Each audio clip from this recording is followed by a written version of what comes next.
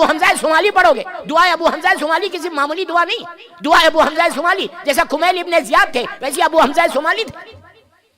वो इमाम अली के साबित है, ये चौथे इमाम के साबित।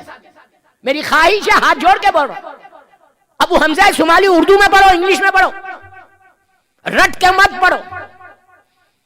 दुआ अबू हमजा सुमाली तुम्हारी जिंदगी बदलना। वो किसकी दुआ है? ये दुआ उस इमाम की दुआ है कि जो सारे इमामों में सैयदुल साजिदीन है, सारे इमामों में ज़ैनुल आबिदीन है।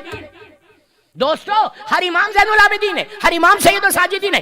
चौथे इमाम की दुआ है जो अली इब्न हुसैन है, जो अली और फातिमा का बेटा है। वो इमाम अबू हमजा सुमाली में क्या कर रहा है?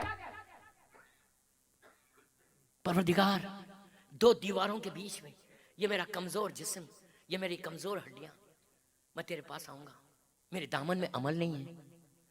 लाखों साल का, मैं अपनी जबान में बोल रहा हूं, लाखों साल का सफर तय करके जब तेरी बारगाह में आऊं तो तू मुझ पर रहम करना। किसके लिए? इमाम के लिए। मौला अली कह रहे, चौथे इमाम कह रहे, मौला हुसैन रोज दुआए रोजे अरफा में कह रहे, अपने लिए कह रहे।